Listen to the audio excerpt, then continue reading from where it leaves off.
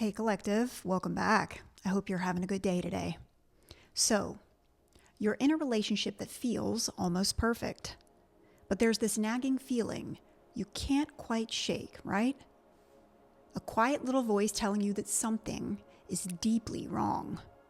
You try to brush it off, telling yourself you're just being too sensitive. But what if that feeling is actually your intuition, screaming at you to pay attention?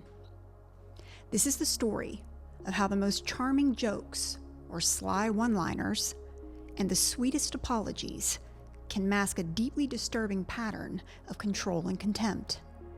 It probably started like something out of a movie. They were charming, attentive, and made you feel like you were the only person in the world. This is the kind of person everyone loves. Your friends think they're great, and your family is totally impressed. In public, they're either your biggest fan, or they don't really speak about you at all, never bragging on you or your achievements. But at home, walking on eggshells has become your new normal. The shift was so subtle, you might have missed it at first. It started with the little things, a comment about your outfit, carefully disguised as a helpful suggestion, a joke about your driving that felt a whole lot less like a joke and more like a judgment. When you tried to talk about it, you were met with a wondrous surprise. Babe, it was just a joke. Why are you being so sensitive? And because you love them, and because you cling to all those good moments, you believe them. You start to believe the problem isn't their behavior, but your reaction to it. The relationship gets stuck in a confusing cycle, a period of tenderness and affection, followed by a sudden chilling distance or shocking bout of cruelty. This push-pull dynamic keeps you perpetually off balance, always hoping for the return of the person you love, and blaming yourself when they disappear. This is the maddening reality for so many people in relationships with a partner who has hidden misogynistic traits. It doesn't look like the fist-clenching anger you see in the movies. It's quieter, more insidious, and it's designed to make you question your own sanity. Here's a dangerous truth. The most potent misogyny isn't always loud. In my case, it wasn't. It's often disguised as charm. Many misogynistic partners are incredibly well-liked and can seem like the perfect husband or boyfriend to the outside world. They might even go on and on about what a nice, decent, or good person they are. Some, like my ex, even wrap themselves in a flag of feminism, or the nice guy image, all the while holding deeply harmful patriarchal beliefs. No feminist says, well, you burned your bras for this, or even likes or respects women. This isn't an accident, it's a deliberate strategy. That charm and intermittent kindness isn't genuine, it's a tool for control. It creates a powerful emotional bond and a deep sense of confusion that makes it incredibly difficult to even think about leaving. The tenderness is used strategically to create hope, which makes the cruelty and dismissal that follows even more devastating. You find yourself defending them to others, and even to yourself, because you've seen his good side. But what you're actually experiencing is a calculated manipulation tactic, known as intermittent reinforcement. It's the exact same principle that gets people hooked on slot machines. You keep pulling the lever, enduring all the losses for that one occasional unpredictable reward. In a relationship, you endure the criticism, the dismissal, the coldness for those moments of warmth that remind you of how things were in the beginning. This cycle isn't a sign of a complicated relationship. It's designed to create emotional dependence and keep you trapped. So, how does he maintain control when you finally catch on? He uses gaslighting.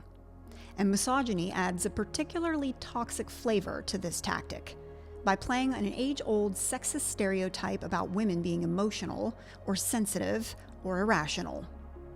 When you try to voice a concern, point out a lie, or simply state how his actions made you feel, your entire reality gets denied and twisted until it's presented back to you as your own personal flaw. Sound familiar? You're called crazy, mean, hysterical, for having a perfectly normal emotional reaction.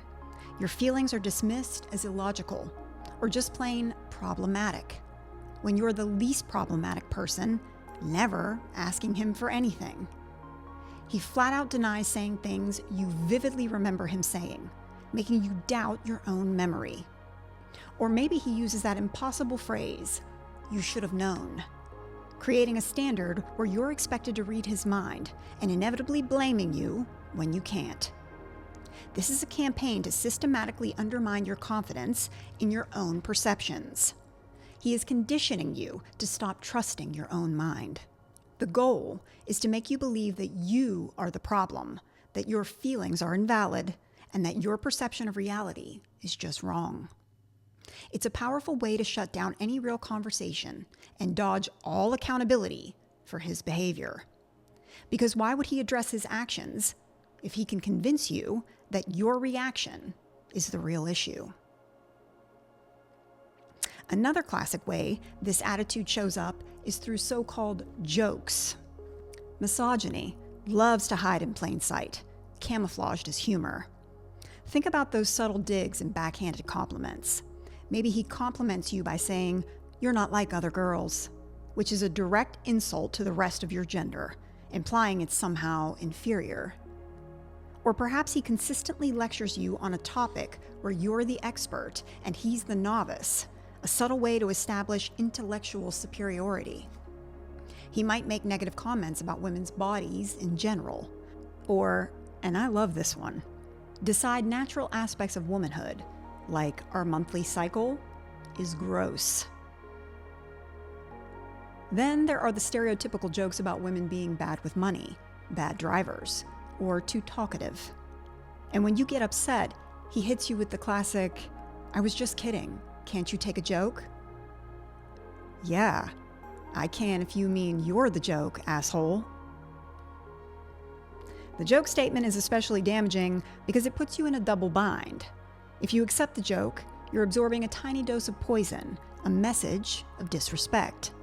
But if you object, you're accused of being humorless and too sensitive, which just reinforces the gaslighting narrative that your reactions are the problem.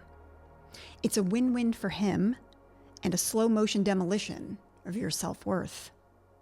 If any of this is starting to feel a little too familiar and you're tired of second-guessing yourself, take a quick second to like and subscribe to the channel. I'm building a community here that trusts women's experiences. You're not alone in this.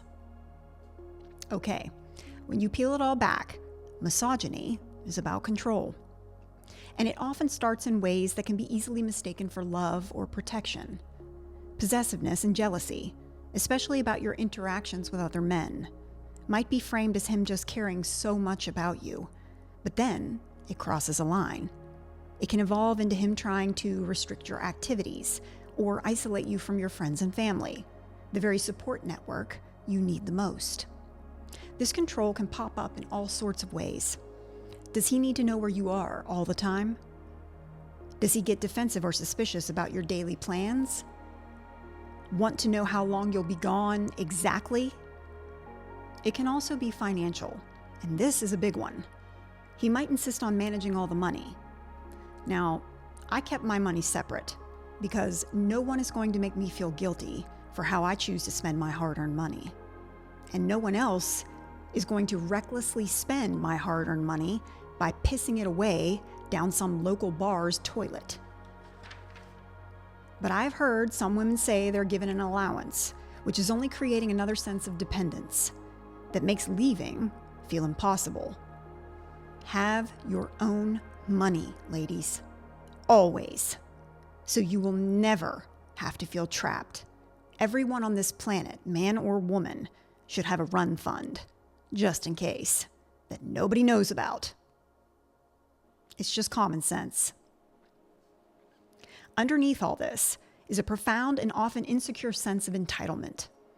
He operates from a deep-seated belief that his needs always come first, and that his partner should cater to him 24/7, without her own needs, desires, or goals ever mattering. And yes, in the bedroom too. Selfish as fuck in the bedroom, but we'll get to more of that in just a minute. When you express your own ambitions, you're met with disappointment or even cruelty because you're daring to deviate from the role he assigned to you. This entitlement and dismissal of your autonomy is never clearer than when it comes to physical intimacy and basic respect for your opinion. A partner with misogynistic views often displays a shocking sense of sexual entitlement. This can mean he repeatedly pressures you for sex even after you've said no. He might use guilt, emotional manipulation, or anger. My ex used to say, "Well, maybe I'll just take what I want." Like a fucking creepy weirdo sex offender. His reaction to being rejected is incredibly telling. Does he respond with anger, threats, or the silent treatment? Does he seem resentful or even make forceful attempts after you've said no? A misogynistic partner sees it as a personal insult to his authority and may believe you need to be punished for not meeting his demands. The inability to hear no extends way beyond the bedroom. It shows up when he won't listen to your opinion on something as simple as where to go for dinner. It shows up when he becomes enraged if you assert yourself professionally or chase goals that are just for you. Your autonomy is a direct threat to his worldview. He doesn't want a partner. He wants a supporting character in his story. And he will react badly to any attempt you make to be the main character in yours. These behaviors don't just appear out of thin air. They're often fueled by a deeply ingrained ideology of rigid gender roles. A man who truly believes that women must play a specific submissive role is almost always deeply misogynistic. This can show up as a belief in masculine and feminine energy polarities, where feminine means being passive and accommodating, and masculine means being dominant and in charge, which couldn't be farther from the truth.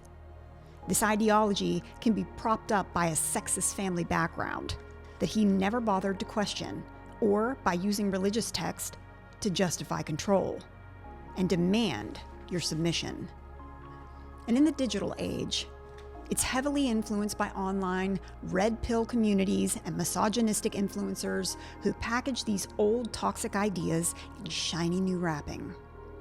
If he expresses admiration for these figures, openly scoffs at social justice movements, or says he believes women shouldn't be in positions of authority, he is showing you his ideological hand.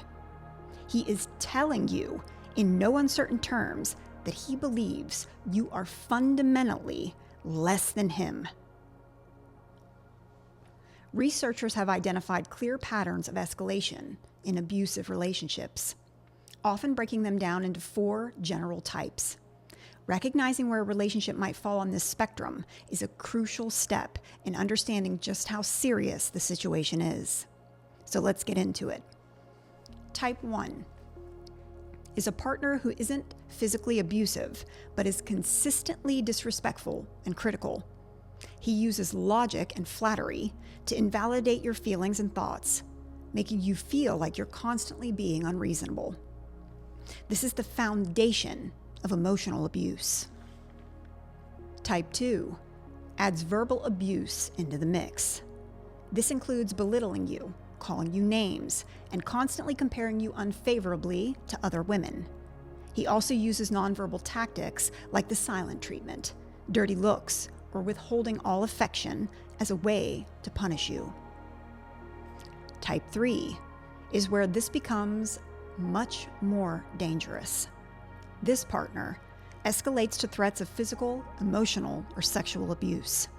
He exerts extreme control over your finances, your social life, and your daily decisions. His temper can become explosive, leading him to break objects or punch walls when angry. Type 4 represents the most severe escalation. In this stage, the threats become reality. This partner engages in physical or sexual abuse against you, and potentially even your children. It's absolutely critical to understand that this behavior rarely gets better on its own. It almost always escalates. What starts as a type 1 dynamic can easily slide into a 2, 3, or 4 over time. The jokes become insults, and possessiveness becomes isolation, and the anger becomes real physical threats.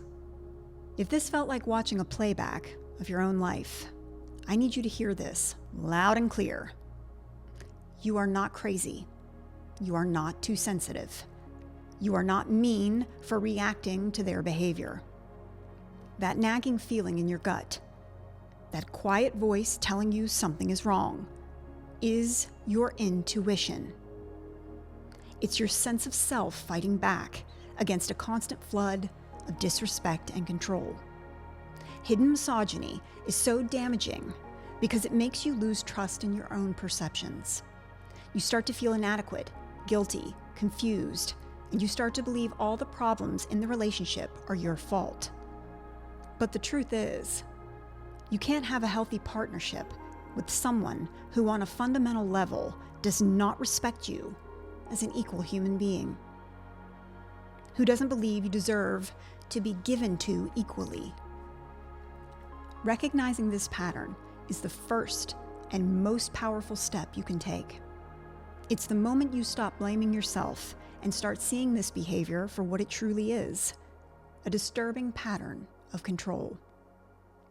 Trust that nagging feeling, please. It's trying to save you. If this video opened your eyes to something you're experiencing in your own life, please consider sharing in the comments below. I'm here if you need support. Sharing can be incredibly healing for you. Trust me. And please like and subscribe for more content that empowers you to build healthier, more authentic relationships. And until next time, friends, keep healing. See ya.